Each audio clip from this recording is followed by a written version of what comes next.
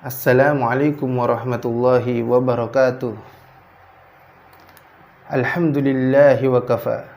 Wassalatu wassalamu ala sayyidina al-Mustafa Sayyidina Muhammad ibn Abdullah wa ala alihi wa sahbihi wa man tabi'al huda ila yaumil qiyamah. Amma ba'd.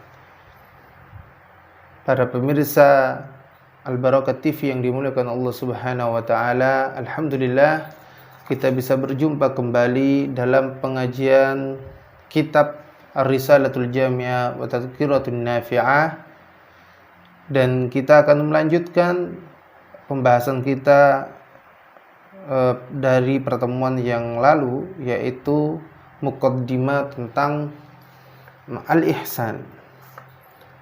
Maka dari sini akan dibagi menjadi beberapa subbab. Yang pertama adalah maksiat hati. Kemarin kita sudah bahas bahwasanya ihsan benar-benar suatu proses penyucian jiwa kita dan perbuatan amal soleh kita, ya, menghindarkan diri kita dari segala apa yang dilarang Allah, menjalankan apa yang diperintahkan Allah dengan sebenar-benarnya dan dengan zauqan wa tahaggugan, secara cita rasa dan secara bersungguh-sungguh, baik itu berupa amalan hati maupun amalan-amalan anggota tubuh yang ada 7, baik itu kita meninggalkan maksiat hati maupun maksiat anggota badan kita yang zahir yang 7. Kita akan membahas satu persatu. Yang pertama, saat ini kita akan membahas tentang bagaimana amalan-amalan maksiat hati. Jadi maksiat hati, sesuatu yang dapat merusak daripada hati kita. Kita pertama-tama akan membaca kitab ini terlebih dahulu seperti biasa. Bismillahirrahmanirrahim. Qala musannif rahimahullah ta'ala wa nafa'ana bi ulumi fi darin amin. Famin ma'asil qalbi asyakku fillahi ta'ala wal amnu min makrillah wal kunutu min rahmatillahi ta'ala wa takabburu ala ibadillahi ta'ala wal riya wal ujubu bi ta'atillahi ta'ala wal hasadu wal hikid ala abidillah. Wa ma'na al-hasad karahiyatun ni'mati 'alal muslim wastisqaluha. Wa minha al-israru 'ala ma'siyatillah wal bukhlu bima aujaballahu ta'ala wa su'uzzan billah wa bi khalqillah wa tasghiru lima 'azzamallah wa min ta'atin aw ma'siyatin aw qur'anin aw muslimin aw jannatin aw narin wa kullu dhalika minal ma'asi wal khaba'ithil muhlikat bal ba'du dhalika mimma yadkhulu fil kufri wal iyadu billahi ta'ala min dhalik. Pengarang kitab di sini menjelaskan bahwasanya famin ma'azil qalbi, sesungguhnya di antara maksiat hati itu adalah yang pertama asyakku fillahi ta'ala, ragu-ragu terhadap Allah Subhanahu wa ta'ala. Dia ragu-ragu terhadap keberadaan Allah Subhanahu wa ta'ala. Hatinya ragu terhadap salah satu dari sifat-sifat wajib bagi Allah ta'ala dan seluruh sifat-sifatnya Allah ta'ala. Maka ini adalah penyakit hati, suatu maksiat hati, ya. Jadi merasa ragu dengan adanya Allah, merasa ragu dengan sifat-sifat yang wajib bagi Allah, maka ini termasuk daripada maksiat hati yang harus kita jauhi. Yang kedua, wal amnu min makrillah, dia merasa aman dari murkanya Allah. Dia merasa aman dari makarnya Allah Subhanahu wa taala. Al amnu min makrillah, maksud dari aman dari makarnya Allah Subhanahu wa taala huwal istirsalu fil ma'asi wal itkalu 'ala rahmah. Jadi maksud dari dia merasa aman dari makarnya Allah, dia selalu terus-menerus melakukan perbuatan maksiat dengan disertai bergantung kepada rahmatnya Allah Subhanahu wa ta'ala. Jadi dia merasa aman karena dia merasa Allah ini maha rahmat, Allah ini Maha Pengampun, maka dia terus-menerus berbuat maksiat. Dia berbuat maksiat dengan berpikir bahwa Allah kan akan mengampuni saya, Allah kan Maha Rahmat. Dia merasa aman dari kemurkaan Allah sehingga dia terus-menerus berbuat maksiat. Ini juga termasuk perbuatan hati yang harus kita obati, yang harus kita jauhi, yang harus kita tinggalkan. Sebagaimana Allah Subhanahu wa taala berfirman di dalam Al-Qur'an, A'udzubillahi minasyaitonirrajim. Bismillahirrahmanirrahim. Afa aminu makrallah fala ya'manu makrallahi illa al-qaumul khasirun. Allah Subhanahu wa taala berfirman, apakah mereka merasa aman dari makarnya Allah? Maka tak ada yang merasa aman dari makarnya Allah kecuali orang-orang yang merugi, orang-orang yang zalim, orang-orang yang merugi, mereka yang merasa aman dari makarnya Allah Subhanahu wa taala, wal iyadu billah. Kemudian bagaimana cara mengobatinya? Wadawa'uhu al-khaufu minallahi ta'ala wa min adzabih. Yang pertama, hendaknya kita takut kepada Allah Subhanahu wa taala dan takut terhadap azab-azabnya yang akan diberikan kepada orang-orang yang berbuat maksiat kepada Allah Subhanahu wa taala. Kemudian obat yang kedua adalah warraja'u fihi wa fi rahmatihi ta'ala, yaitu warraja' fihi, dia harus memiliki rasa mengharap kepada Allah Subhanahu wa taala dan berharap terhadap rahmat dan ridhonya Allah Subhanahu wa taala. Jika orang ini merasa takut dengan azabnya Allah dan mengharap pahala dan rahmat kasih sayang ampunan dari sisi Allah Subhanahu wa taala, maka orang tersebut akan berhenti dari perbuatan maksiat dan akan terobati dari merasa aman dari makarnya Allah Subhanahu wa taala. Kemudian penyakit hati atau maksiat hati yang ketiga adalah wal kunutu min rahmatillah. Dia merasa al-kunut itu sama dengan sinonimnya dengan al-ya'su, yaitu berputus asa. Dia berputus asa dari rahmatnya Allah Subhanahu wa taala. Sebagaimana Allah Subhanahu wa taala berfirman, Qul ya ibadi, Allah berfirman, Qul ya ibadiyalladzina asrafu ala anfusihim la taqnatu min rahmatillah innallaha yaghfirudz dzunuba jami'a innahu huwal ghafurur rahim. Allah Subhanahu wa taala berfirman, Qul katakan Muhammad, ya ibadiyalladzina asrafu ala anfusihim, wahai hamba-hambaku yang kelewat batas di dalam berbuat dosa terhadap dirinya sendiri. La taqnatu min rahmatillah, janganlah kalian berputus asa dari rahmat Allah Subhanahu wa taala. Innallaha yaghfirudz dzunuba jami'a, sesungguhnya Allah mengampuni dosa-dosa semuanya. Innahu huwal ghafurur rahim, sesungguhnya dia Allah Maha Pemaaf lagi Maha Penyayang.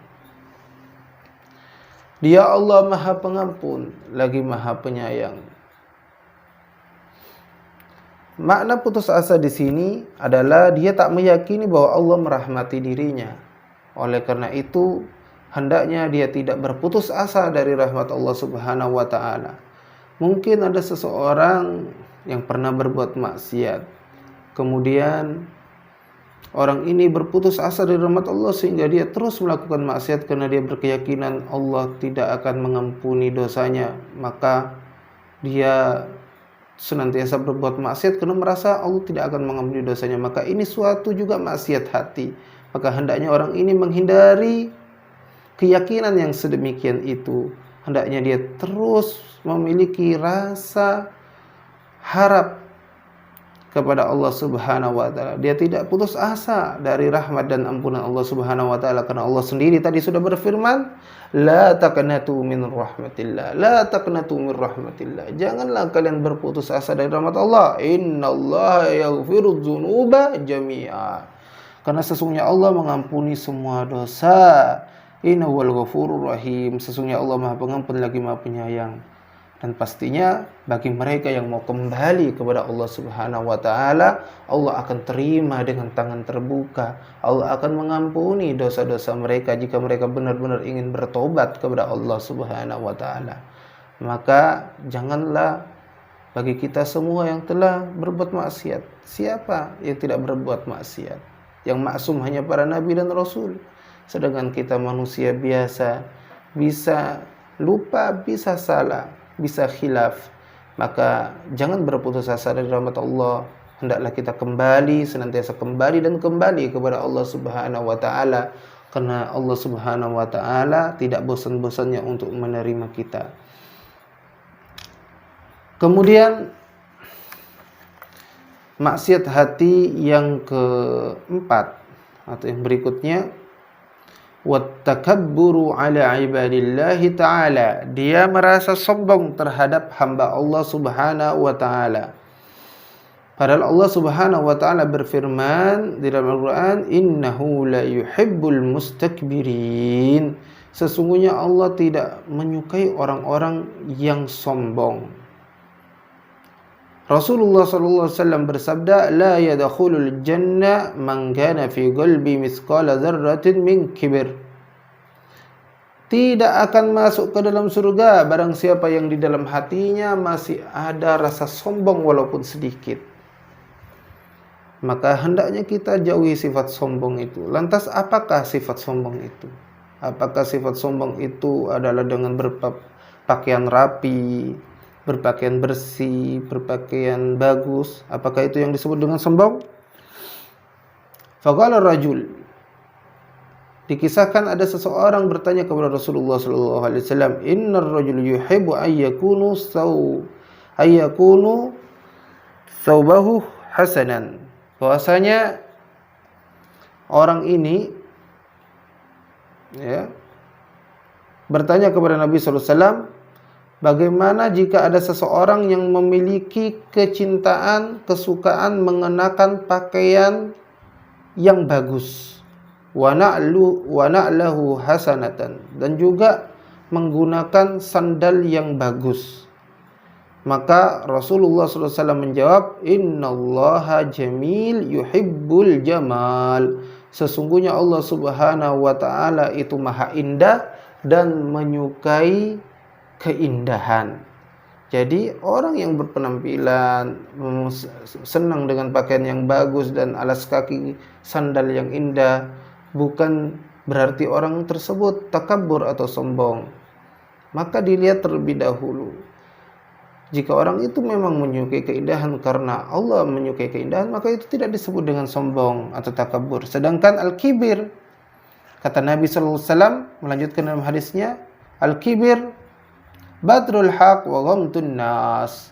Sedangkan yang disebut dengan sombong atau takabur adalah menolak kebenaran dan meremehkan orang lain. Menolak kebenaran dan merendahkan orang lain. Dia tidak mau menerima sesuatu walaupun itu benar adanya. Dia menolak kebenaran itu jika tidak sesuai dengan hawa nafsu dirinya, dan kemudian dia tidak mau dinasehati oleh orang lain karena dia merasa lebih tinggi, lebih besar kedudukannya dari orang lain, dan orang lain dianggap lebih rendah daripada dirinya, dan dia menganggap semua makhluk Allah apapun lebih rendah daripada dirinya yang tak pantas untuk menasehatinya ataupun memberikan masukan kepadanya. Inilah sifat sombong atau takabur yang dimaksud oleh Nabi sallallahu alaihi wasallam. Kemudian yang kelima dari maksiat hati adalah warriya, yaitu arya. Apa itu riya? Riya itu adalah berakar kata dari kata ru'ya, penglihatan. Artinya seseorang yang memiliki sifat riya ini ingin kelebihannya dilihat oleh orang lain, ingin dilihat oleh manusia dan tampak pada mereka. Maknanya adalah dia menginginkan kedudukan dan pengagungan di sisi manusia dengan amalan akhirat. Ya. Orang yang riya itu senang kalau dilihat orang, senang kalau dia itu dipandang tampak bagus di hadapan manusia yang lainnya. Maknanya dia mencari apa? Thalabul manzilah, mencari kedudukan di sisi manusia, wa ta'zimu indan nas, dan dia menginginkan keagungan di sisi manusia, bi amalil akhirah, dengan amal-amal akhirat. Sebagaimana Allah Subhanahu wa taala berfirman dalam Al-Qur'an, a'udzubillahi minasyaitonir rajim, bismillahirrahmanirrahim, wailul lil musallin, fawailul lil musallin alladzina hum an salatihim sahun alladzina hum yura'un wa yamna'unal ma'un. Celakalah orang-orang yang mengerjakan salat. Nah, salat ini amalan akhirat. Celaka, tapi kata Allah, celakalah orang-orang yang mengerjakan salat. Siapa? Mereka yang lalai dalam salatnya, mereka yang riya di dalam salatnya, mereka yang pamer di dalam solatnya, ingin dinilai di hadapan manusia bukan semata-mata karena Allah Subhanahu wa taala, dan dia enggan menolong dengan barang yang berguna. Maka hindarilah sifat riya ini karena bahayanya sangat besar dan merugikan kita di akhirat kelak. Wa dawa'ur riya, adapun obat daripada riya ini adalah dia harus hendaknya menyadari bahwasanya sesungguhnya manusia dan makhluk Allah lain siapapun itu atau apapun itu tidak dapat mendatangkan bahaya dan manfaat, tidak mampu merendahkan dan meninggikan. Makhluk itu tidak mampu membenahi dirinya sendiri, lantas bagaimana kalau akan membenahi orang lain? Jadi dia harus betul-betul tahqiquhu bi anna al-'abd la yudar wa la yadurru wa la yanfa', ya. Tidak akan mendatangkan apa? Yadurru. Tidak dapat mendatangkan bahaya, tidak dapat mendatangkan manfaat. Wala yad'u wa la yarfa'. Dia tidak dapat memberikan, meletakkan, merendahkan ataupun mengangkat. Ajizun an islahi nafsih. Manusia itu lemah untuk menolong dirinya sendiri, untuk memperbaiki dirinya sendiri. Fa kaifa yuqaddiru an yanfa'u ghairu? Fa kaifa yaqduru an yanfa'u ghairahu? Bagaimana dia akan bisa memperbaiki orang lain? Maka dengan kesadaran seperti itu, maka dia akan terobati dari sifat riya. Karena tidak ada yang bisa mendatangkan mudarat, manfaat, meninggikan maupun merendahkan kecuali Allah Subhanahu wa taala. Wa innama amruhu biyadillah, karena segala-segala urusan itu berada di tangan Allah Subhanahu wa taala. Majburun makhurun ala ma yuradu minhu. Mereka semua ditundukkan dan dikuasai sesuai dengan apa yang dikehendaki oleh Allah Subhanahu wa taala. Maka dengan memiliki keyakinan seperti ini, maka orang ini akan terhindar dari penyakit riya dan akan terobati dengan penyakit riya. Mungkin saja kita sudah terkena riya, maka jangan putus asa. Kita harus mencari obatnya. Sebagaimana kalau jasmani kita, tubuh kita sakit, kita pergi ke tabib, pergi ke dokter untuk mencari obat, tentunya untuk berobat agar sembuh. Sedangkan bagaimana dengan maksiat-maksiat hati, penyakit-penyakit hati? Jika kita tertimpa penyakit hati, apakah kita hanya berdiam diri saja dan terus berlarut di dalam penyakit dan maksiat hati tersebut dan tidak mencari obatnya? Maka sungguh kita termasuk orang yang merugi jika demikian itu, waliyadu billah. Oleh karena itu, obatilah penyakit riya tadi dengan keyakinan bahwasanya manusia itu tidak bisa memperbaiki dirinya sendiri, lemah terhadap dirinya sendiri. Lantas bagaimana akan memperbaiki orang lain? Makhluk siapapun juga, walaupun selain manusia, tidak bisa mendatangkan manfaat dan mudarat tanpa izin dari Allah Subhanahu wa taala. Yang hanya bisa mendatangkan manfaat dan mudarat hanya Allah Subhanahu wa taala. Oleh karena itu hendaknya dia meninggalkan riya dan beribadah hanya mengharap ridha dari Allah Subhanahu wa taala. Kemudian maksiat hati berikutnya, ya, insyaallah yang keenam, ya, kalau tidak salah ini, wal ujub bi taatillah taala. yaitu dia merasa bangga diri atas amalan taat kepada Allah Subhanahu wa taala. Jadi ujub itu sifat seseorang yang berkeyakinan bahwa dirinya sempurna dan bangga atas kesempurnaan itu, disertai lupa atas kenikmatan Allah Ta'ala yang diberikan kepadanya dan tidak ada rasa takut akan dilenyapkannya kenikmatan itu. Ya. Sedangkan sifat ujub atas amal taat adalah seseorang yang mengagungkan amal taat yang dilakukan dan bersandar kepadanya, disertai kelalaian mengembalikan semua amal ketaatannya itu semata-mata pemberian dari Sang Pemberi nikmat dan pemberi taufik, yaitu Allah Subhanahu wa taala. Jadi orang yang ujub artinya orang yang bangga diri dengan amalan taat, dia merasa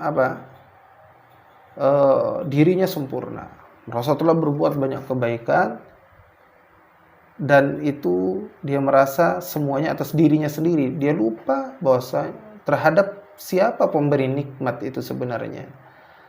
Dan dia juga lupa siapa yang membuat dia bisa melakukan ketaatan itu selain daripada taufik dan hidayah daripada Allah.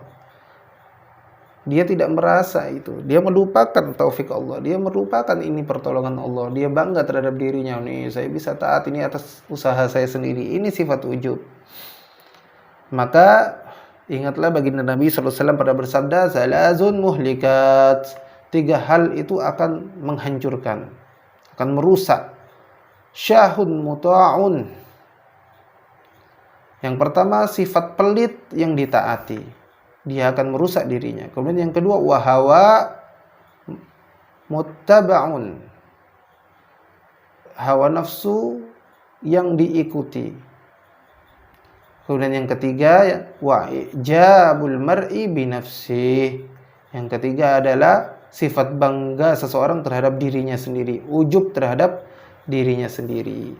Maka 3 hal ini dapat membinasakan berdasarkan hadis Rasulullah SAW sebagaimana yang diriwayatkan oleh Al-Imam Bazzar wa Tabrani di dalam kitab Al-Awsat, dan juga diriwayatkan oleh Abu Nuaim di dalam kitab Al-Hilyah.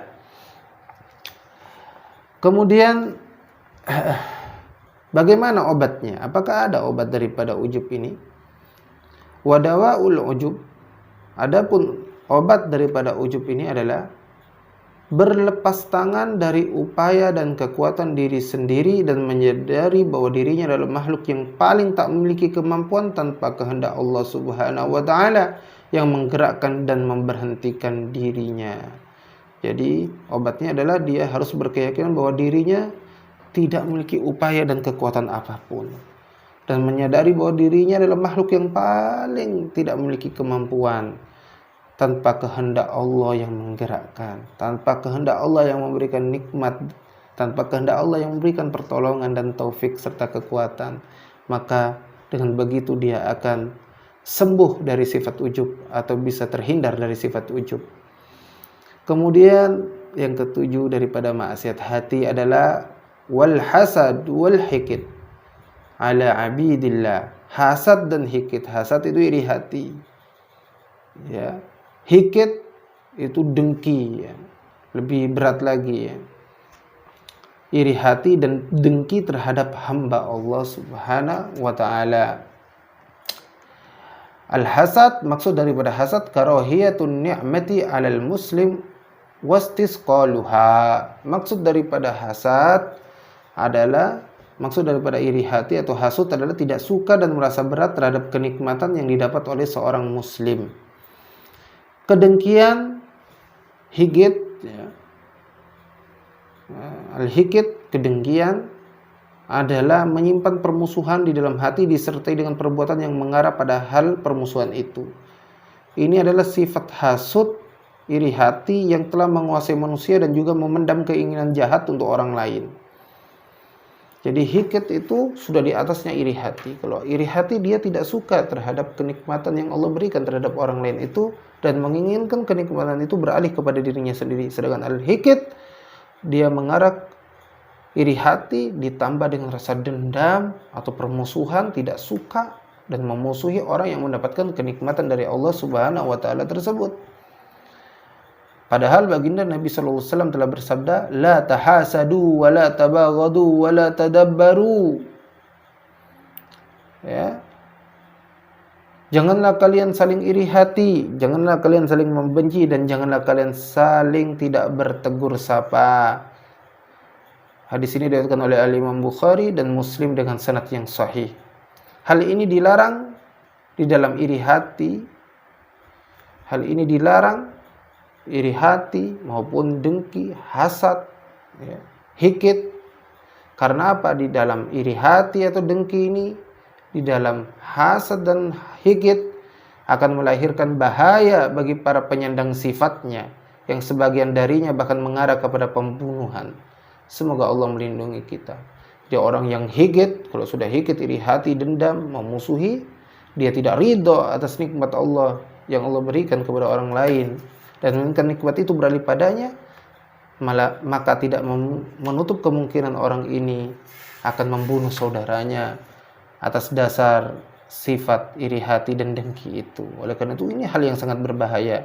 Maka penyakit ini harus segera diobati. Jika kita memiliki sifat hasud, dengki, maka segeralah kita mengobati diri kita. Dan yang tidak memiliki sifat hasud dan dengki, alhamdulillah kita bersyukur kepada Allah, dan hendaknya kita juga mengetahui obatnya agar kita terhindar daripada sifat tersebut. Apa itu obatnya daripada hikit? Wadawaul hikit, adapun obat daripada dengki adalah mematahkan nafsu dan membunuhnya sampai mati hingga dada menjadi lapang. Jadi mematahkan nafsu. Jadi kalau orang iri hati itu berasal dari hawa nafsu kita yang dihembuskan oleh bisikan setan. Maka kita harus lawan hawa nafsu kita itu. Obatnya dengan mematahkan nafsu kita dan membunuhnya sampai mati hingga dada kita menjadi lapang. Dada kita menjadi menerima, ridho terhadap nikmat Allah yang Allah berikan kepada orang lain tersebut. Lalu memperbaiki akhlak hingga mencintai manusia secara total, dan tidak ada satupun di muka bumi ini orang yang ia benci. Maka ini obat daripada hikit atau iri hati. Jadi hendaknya dia mematahkan hawa nafsunya dengan sungguh-sungguh hingga dadanya menjadi lapang, dan kemudian dia perbaiki akhlaknya hingga dia bisa hatinya mencintai manusia dan tidak ada seorang pun yang dibencinya di dunia ini. Ini obat daripada iri hati ataupun dengki. Kemudian maksiat hati yang lain, wa minha, maksiat hati yang lain adalah al-israru ala maksiatillah, melakukan maksiat terus-menerus, yaitu dia memiliki azam, memiliki tekad ala dawami alal maksiyatih, atas kelanggengan daripada maksiatnya. Dia memiliki keinginan untuk terus-menerus berbuat maksiat. Wa hiya minal kabairil muhlikat, maka ini termasuk dosa yang sangat besar yang membinasakan, karena dapat mematikan iman dan menantang Allah Subhanahu wa taala dengan cara mengerjakan hal-hal yang dilarang dan meninggalkan hal-hal yang diperintahkan. Jadi orang yang terus-menerus berbuat maksiat, hakikatnya dia itu menantang Allah Subhanahu wa taala. Dia berani terhadap Allah Subhanahu wa taala. Dia berani menjalankan apa yang dilarang Allah dan berani juga meninggalkan apa yang diperintah Allah. Berarti ini termasuk menantang Allah Subhanahu wa taala. Maka Allah Subhanahu wa taala berfirman menjelaskan tentang sifat orang-orang yang bertaubat, yang mau lari menjauh dari tercelanya perbuatan maksiat menuju kepada Allah, kembali kepada Allah Subhanahu wa taala. Allah berfirman, walam yasirru ala ma fa'alu wa hum ya'lamun. Mereka tidak meneruskan perbuatan kejinya itu sedang mereka mengetahui. Allah Maha Penerima Taubat. Maka hendaknya kalau kita meyakini Allah Maha Penerima Taubat, Allah sangat belas kasih, maka janganlah berbuat maksiat, karena kita tidak tahu sampai kapan umur kita. Jangan menunda-nunda kita untuk bertaubat dan kembali kepada Allah Subhanahu wa taala, karena kita tidak tahu kapan usia kita ini, ajal kita ini datang, usia kita ini berakhir. Tidak ada yang tahu kecuali Allah Subhanahu wa taala. Oleh karena itu, jangan mengundur-undur, besok saja saya mau bertaubat, nanti saja saya mau bertaubat, sekarang mau maksiat dulu, mau maksiat lagi, toh nanti bisa bertaubat. Waliyadzubillah, jika kita ternyata di akhir hidup kita belum bertaubat kepada Allah Subhanahu wa taala, semoga kita dijauhkan dari hal tersebut, dan hendaknya kita berhenti dari melakukan maksiat-maksiat dan segera kembali kepada Allah Subhanahu wa taala, karena Allah Maha penerima taubat. Kemudian maksiat hati yang berikutnya adalah wal bukhlu bima aujaballahu taala, kikir terhadap hal-hal yang diwajibkan Allah taala, seperti zakat atau nafkah-nafkah yang diwajibkan, kafarah, nazar, dan hal-hal wajib yang lain. Maksudnya dia itu kikir, tidak mau memberikan hartanya di jalan Allah Subhanahu wa taala dari hal-hal yang diwajibkan untuknya. Dan kikir adalah lawan dari sifat karim, yaitu karam, dermawan. Ya, jadi kikir adalah lawan dari sifat dermawan. Maka Allah Subhanahu wa taala berfirman, "Wala yahsabannal ladzina yabkhuluna bima atahumullahu min fadlihi huwa khairul lahum bal huwa syarrul lahum. Sayutawwaquna ma bakhilu bihi yaumal qiyamah." Janganlah mereka kikir, pelit atas apa yang diberikan Allah dari karunia-Nya, menyangka bahwa hal itu baik bagi mereka. Tidak, bahkan tetapi itu buruk bagi mereka. Kelak harta yang mereka kikir terhadapnya itu akan dikalungkan kepada mereka di hari kiamat. Jadi pemberat mereka yang akan menyiksa mereka. Karena apa? Hakikatnya harta yang kita dapat ini merupakan nikmat dari Allah Subhanahu wa taala. Rezeki, karunia, fadilah yang diberikan Allah Subhanahu wa taala kepada kita. Oleh karena itu, hendaknya kita gunakan harta itu, kita infakkan di jalan-jalan yang diridai oleh Allah, termasuk juga menjalankan apa yang diwajibkan atas harta itu, dan kita jangan kikir terhadap itu. Jika kita kikir, kita merasa itu baik, padahal itulah sangat buruk di sisi Allah, karena nanti harta yang kita simpan itu, yang tidak kita keluarkan di jalan Allah, padahal kita mampu untuk mengeluarkannya, itu akan dikalungkan ke leher kita, yang akan menyiksa kita, menjadi pemberat kita di hari kiamat. Wal iyadu billahi min dzalik. Kemudian penyakit hati ataupun maksiat hati yang berikutnya adalah wasu'udzanni billah wa bi khalqillah. Dia berprasangka buruk kepada Allah dan makhluknya. Prasangka buruk itu adalah sifat yang jelek, lebih-lebih jika itu ditujukan kepada Allah Subhanahu wa taala.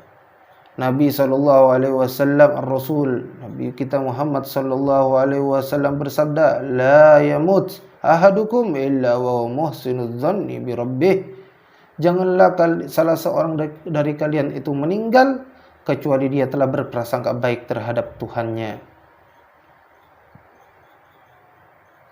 Al-Imam Abdullah bin Alawi al-Haddad, pemimpin para pemberi petunjuk, berkata di dalam kitab Nasihat Diniyah, makna prasangka buruk terhadap orang-orang Islam adalah berprasangka buruk terhadap ucapan dan perbuatan mereka yang secara lahiriah adalah perbuatan baik. Jadi maksudnya kita tadi pertama berprasangka buruk kepada Allah, ini suatu dosa yang besar. Maka orang yang mati dalam keadaan berprasangka buruk kepada Allah, matinya su'ul khatimah, waliyadzubillah. Maka Nabi sampai tadi bersabda, janganlah kalian mati melainkan sudah berbaik sangka kepada Allah Subhanahu wa taala. Yang kedua, maksiat hati adalah berburuk sangka terhadap hamba Allah Subhanahu wa taala. Di sini Al-Imam Haddad menjelaskan bahwasanya berburuk sangka kepada hamba Allah maksudnya dia berprasangka buruk terhadap ucapan dan perbuatan saudara kita yang muslim, yang mukmin, yang berbuat baik. Jadi kalau ada saudara kita berbuat baik, kita menyangka, wah mungkin dia itu mau riak nih, wah mungkin orang itu ingin pujian nih. Kita berprasangka buruk. Ada orang bersedekah, ada orang mungkin melakukan amalan-amalan kebaikan, dikiranya oh mungkin dia mau nyalon nih, mau nyalek nih, mau nyalon jadi presiden atau bupati nih, sudah berprasangka buruk terlebih dahulu. Maka itu yang disebut dengan berprasangka buruk terhadap hamba Allah Subhanahu wa taala. Kemudian berprasangka buruk terhadap Allah Subhanahu wa taala, terhadap hamba Allah Subhanahu wa taala yang kedua adalah menyangka bahwasanya sesuatu yang bertentangan dengan apa yang tampak dari perbuatan mereka. Nah, jadi jika kita melihat orang melakukan sesuatu yang bertentangan ya dengan apa yang dianjurkan oleh Allah Subhanahu wa taala, kita menyimpulkan buruk baik dan buruk terhadap orang yang berbuat buruk sekalipun. Ini juga berprasangka buruk terhadap hamba Allah Subhanahu wa taala. Hendaklah kita itu selalu berprasangka baik kepada hamba Allah Subhanahu wa taala. Baik orang ini berbuat baik ataupun berbuat buruk. Ya. Jika ada orang berbuat buruk, kita harus mencari alasan-alasan yang membuat hati kita itu berhusnuzon terhadap orang ini. Misalnya ada orang melakukan perbuatan buruk A misalnya, kita jangan langsung menjustifikasi orang ini secara zahir. Kita cari dulu, mungkin saja orang ini melakukan hal ini karena sesuatu yang baik, mungkin maksudnya baik, asal perbuatan buruknya itu tidak terang-terangan melanggar daripada syariat yang secara qat'i ya. Seperti itu.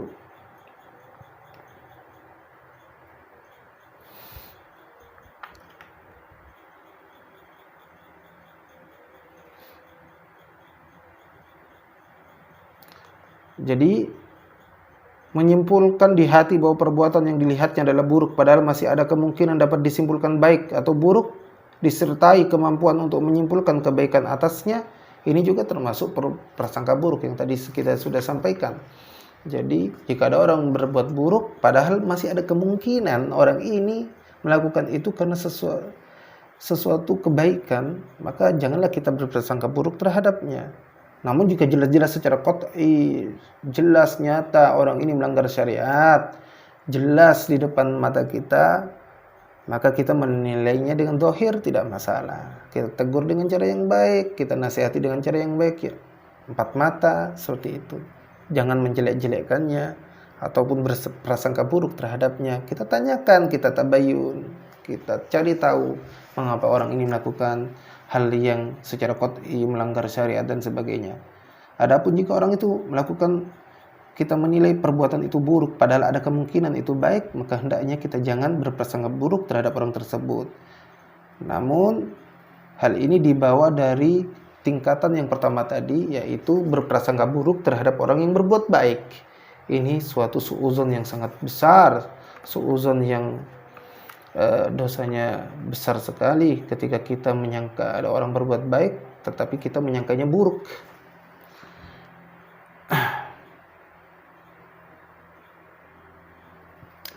Baik, kemudian selanjutnya wa tasghiru lima azzamallah min ta'atin aw ma'siyatin aw qur'anin aw muslimin aw jannatin aw narin.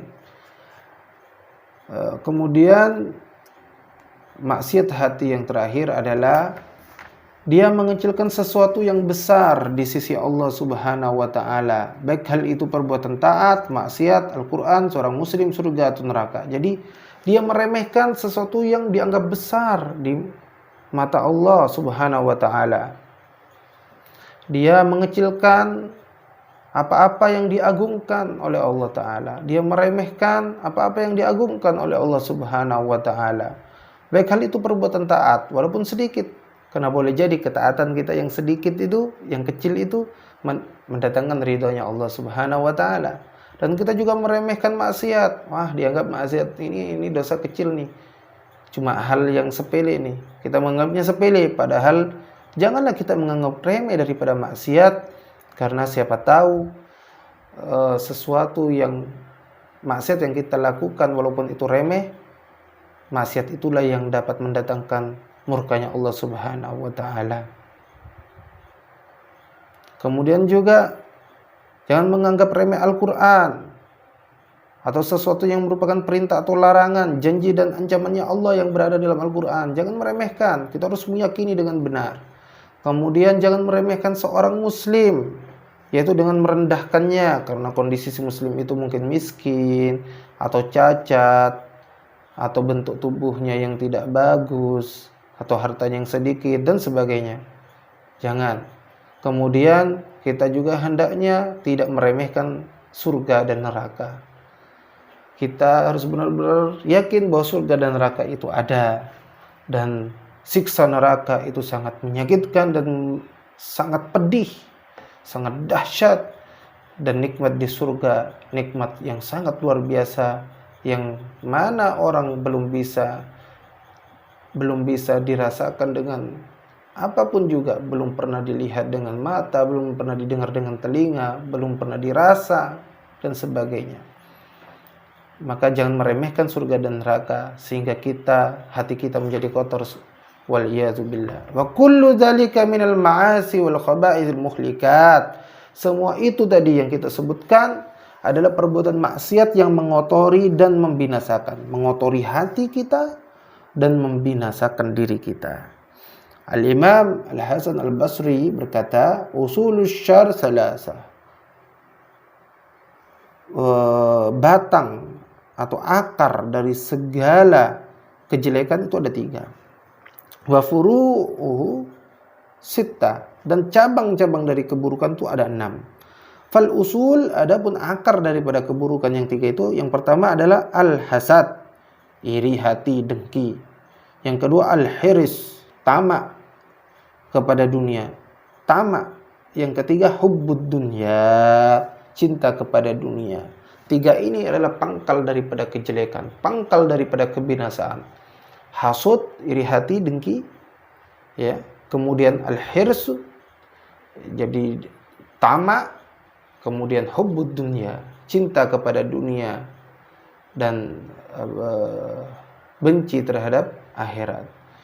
Ini adalah akar daripada kejelekan. Sedangkan cabang-cabang daripada kejelekan itu ada 6. Yang pertama, hubbur riasah, cinta kedudukan, cinta pangkat. Kemudian hubbul fakhr, cinta bermegah-megahan, senang untuk bermegah-megahan, cinta kemegahan. Yang ketiga, hubbus sana, gila hormat, ya, cinta pujian. Yang keempat, hubbus syiba, cinta kenyang, artinya suka makan. Yang kelima, hubbun naum, cinta tidur, malas. Yang kelima hubbun naum, yang keenam adalah hubbur roha, cinta istirahat, cinta hidup santai. Ini orang yang malas. Jadi akar daripada kejelekan kata Imam Hasan Al-Basri ada 3. Yang pertama hasud, kemudian dia tamak dan cinta kepada dunia. Sedangkan cabang-cabangnya, dia cinta pangkat kedudukan, kemudian cinta kemegahan, cinta pujian, cinta kenyang, cinta tidur, dan cinta terhadap kesantaian. Nyantai saja, nunda-nunda untuk beramal soleh. Ini cabang-cabang daripada keburukan. Wa kullu dzalika minal ma'asi wal khaba'ithil muhlikat, bal ba'du dzalika, bahkan sebagian dari perbuatan itu, maksudnya jika dari perbuatan-perbuatan tadi yang kita sebut dengan maksiat hati tadi itu dapat menjadikan seseorang menjadi kafir, mimma yadkhulu fil kufri wal iyadu billahi min dzalik. Jadi bal ba'du dzalika mimma yadkhulu fil kufri. Jadi sebagian dari perbuatan-perbuatan tadi itu bisa memasukkan orangnya ke dalam kekufuran, tidak hanya dosa. Semoga kita dijauhkan dari semua itu. Maksudnya apa? Maksudnya jika dia melakukan perbuatan-perbuatan maksiat hati dengan tujuan menghina, dengan tujuan istihza, dengan tujuan menghina Allah Subhanahu wa taala, Jadi jika dia bermaksud dari perbuatannya tadi, perbuatan maksiat hatinya tadi bermaksud menghina Allah, menghina agama Islam, maka dia dapat menjadikan orang itu menjadi kafir. Waliyadzubillahi min dzalik. Semoga kita dilindungi Allah dari semua itu.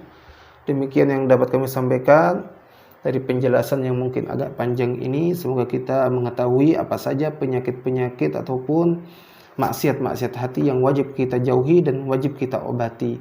Dan insya Allah kita lanjutkan di pertemuan selanjutnya dengan amalan ketaatan hati, lawan daripada maksiat hati, yaitu amalan ketaatan hati. Semoga Allah memberikan kita keistiqomahan, kesehatan, sehingga kita bisa terus belajar dan belajar, mempelajari, serta nanti mengamalkan apa yang kita pelajari pada pertemuan atau kajian kita Risalatul Jamiah ini. Semoga yang sedikit ini bermanfaat. Al-Fakir mohon maaf jika banyak kekurangan. Wabillahi taufiq wal hidayah. Wassalamualaikum warahmatullahi wabarakatuh.